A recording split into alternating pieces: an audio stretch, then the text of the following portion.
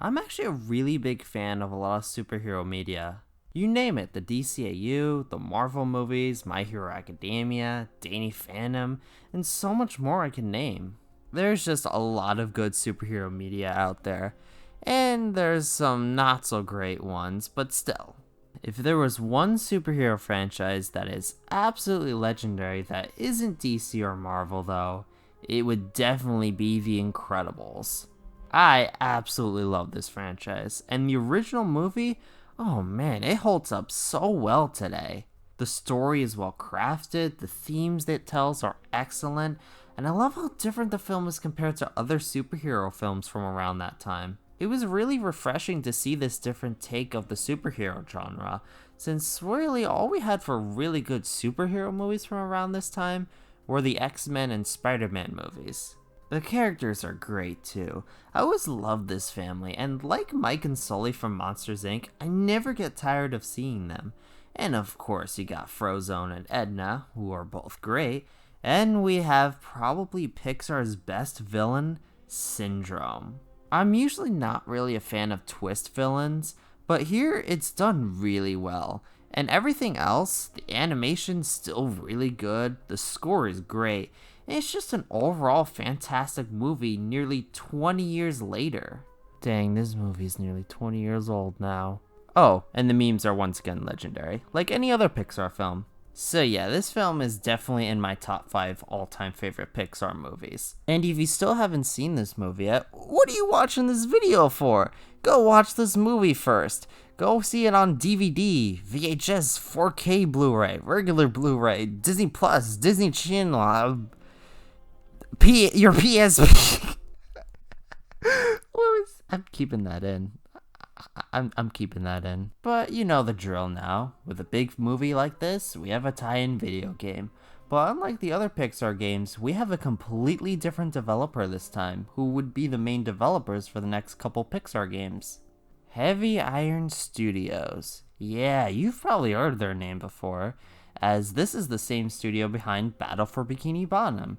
You know, the cult classic SpongeBob game that is considered one of the greatest licensed games ever made, and even got a remaster? Yeah, those guys. And they also did this really good Scooby-Doo game called Night of the Hundred Frights. I really need to talk about this game in the future, because this game needs a lot more attention. And by the way, did you know it's a Metroidvania? Yeah, I'm not kidding about that. But anyways, the Incredibles game. So this came out on the GameCube, PS2, Xbox, and PC. And this time the PC version was the same as the console versions. We're done with that weird phase of PC versions being completely different. When it came out, it sold extremely well. Sold around 1.5 million copies altogether. Yeah, that's insane. So because of that, and like Finding Nemo, this is another game that's really easy to find. Like again, I see it everywhere at retro game stores, flea markets, and eBay. So it's not going to be a problem hunting this game down. Now, here's the thing. I did play an Incredibles game as a kid, but not this one. Nah, that honor goes to Rise of the Underminer, which we'll get to next time. I would always see trailers for this game and thinking how cool this looked, but I never played it before. It wouldn't be until way later on where I'd finally give this game a shot. And when I did give it a shot, I don't really remember how my first playthrough was. It was just fine, but nothing really remarkable. I'm gonna mainly be focusing on the Xbox version, but I'll look at the GameCube version a little bit since I have that too. But yeah, don't need to waste any more time, so let's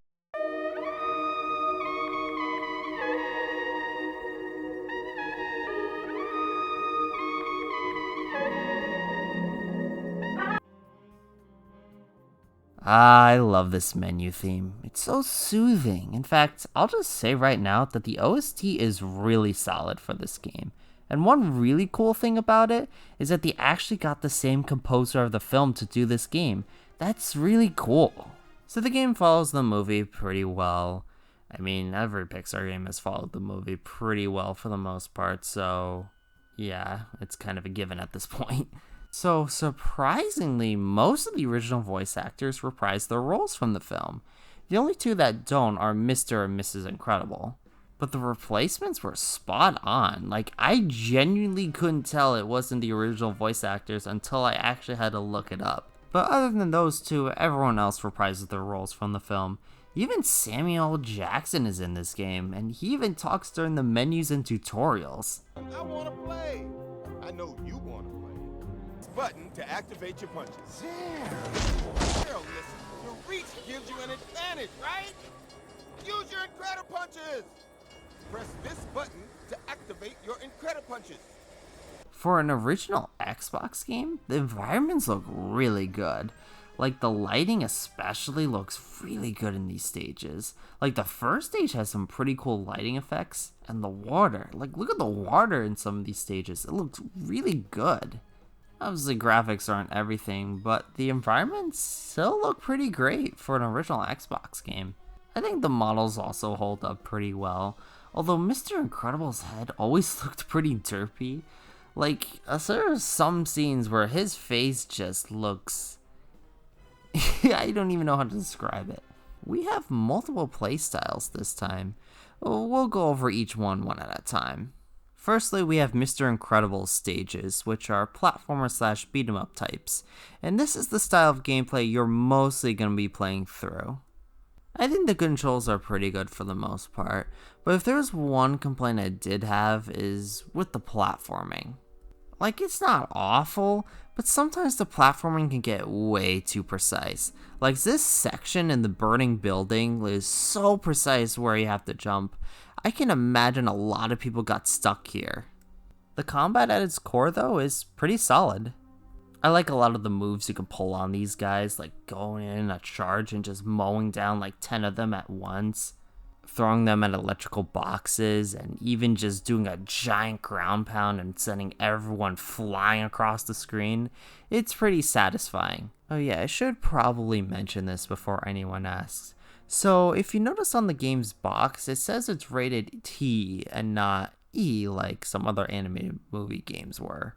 The E10 rating didn't exist yet, so a lot of animated movie tie-in games were rated T if they had some sort of violence to them, like this game did. In fact, the sequel, Rise of the Underminer, would be E10 and not teen. But anyways, back to the combat. So, yeah, I think the combat is pretty solid overall. My only real complaint is that I kind of wish the enemy variety was a little bigger. Like, you're going to be fighting the same, like, 3 or 5 types of enemies in every stage, and I kind of wish there was a little bit more variety to them. The levels overall for Mr. Incredible are pretty fun, except for the last couple stages. Like, geez, these last couple levels in Syndrome's base are not fun. They go on for too long, and the platforming is just at its worst here. But overall, I think Mr. Incredible's gameplay is pretty solid. And basically everything I said for Mr. Incredible's gameplay applies for Elastigirl's as well. I do think the platforming is a little bit more fun with her, considering you could swing around some stuff, but it still can get a little too precise at points, and like Mr. Incredible, the last couple stages with her are a nightmare. And I should say that the game for the most part is about middle of the road in terms of challenge. But again, the last couple levels with Mr. Incredible and Elastigirl are pretty awful. But again, like Mr. Incredible, I have fun with Elastigirl's gameplay as well. Now, Dash's levels are high-speed action stages where you gotta make it to the end and dodge incoming obstacles. And I gotta say, I really like these stages. Like, even though there are only 2 of them, both are really fun. I especially really like this one where you're trying to get to school on time, even if it never really happened in the movie. But still, it's a really cool stage. You're dodging all these cars and such. Oh no, hey, it's the Pizza Planet truck. And I love the sense of speed these stages give off. Like, they feel exactly how that one scene in the movie was like. Though I will say that the controls are a bit slippery. Though this is mainly a problem in the jungle stage, since it's more closed off space, so Dash will run up the wall and you'll lose control, and that's pretty annoying. But other than that, I enjoy these stages for what they are. There is also a ball rolling stage that's based off that one scene in the movie. Honestly, I kind of forgot this stage even existed. I mean, it's fine, but it's nothing really that interesting. But the one character playstyle that I was most curious about was Violet's, because I was hearing so many bad things about her one stage and how truly awful it was. And while this stage was pretty bad, I didn't think it was as painful as I thought it'd be.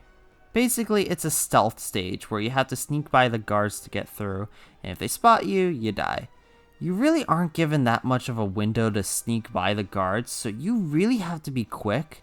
But to be honest, while I did die a few times, I got through it okay.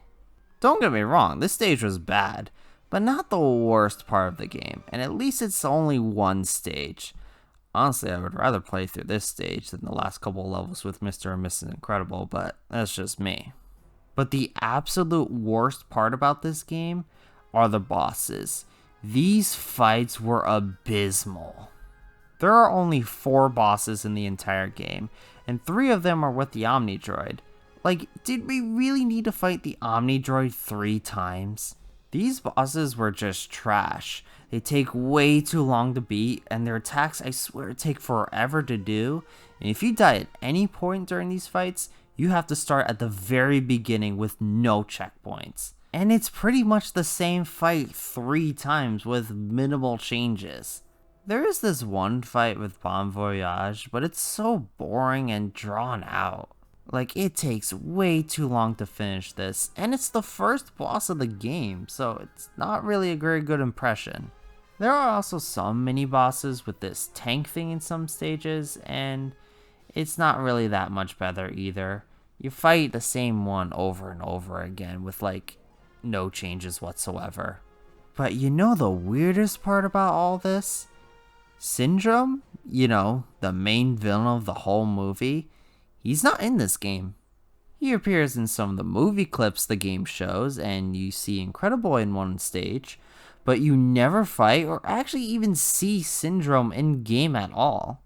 That's so weird. Like, wouldn't you think it would have been cool if there was a boss fight with him? I get he technically wasn't really fought in the movie, but if they were to have Bon Voyage as a boss fight and 3 Omni Droid fights, why couldn't the film's main antagonist get one? And he's even on the back of the box for this game, but no, he doesn't make an appearance at all in game, and they don't even show the actual conclusion of the movie. After the 3rd Omni Droid fight, the game just ends so anticlimactically. Now for version differences, again, I can't say anything about the PS2 or PC version since I don't have either, but for the Xbox and GameCube, both are pretty good.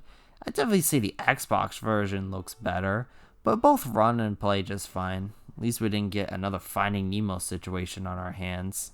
Now here's something really odd. So if you notice on the cover of the Xbox version, is this like the 3rd time in this video I'm bringing up the box for this game? Like, what even? But the Xbox version has the Live Enabled logo on it, so it has some online capabilities. But what is this online stuff, you may be wondering? Well, basically it was some DLC you could download from the Xbox Live Store. It was basically this arena horde mode. However, OG Xbox Live is long since gone, so there is no way to officially download this. Unless maybe you try to mod your console? I don't know, I'm not really familiar with that type of stuff. But the weird thing is that the GameCube and PS2 version has this arena mode, but you didn't need to download it online. You just needed to unlock it in-game by beating one of the levels. I'm not sure if it cost money to download the DLC for the Xbox version, but that's so weird that the Xbox version did that. Like, why couldn't it just been unlockable like the other versions? It doesn't really make any sense. Like, imagine if there was a game today that came out on all 3 of the major platforms, and in one version of the game you have to pay to get this DLC, but in the other 2 versions it's there in the game and you just need to beat a few levels. That would be insane. But yeah, it's just a typical horde mode.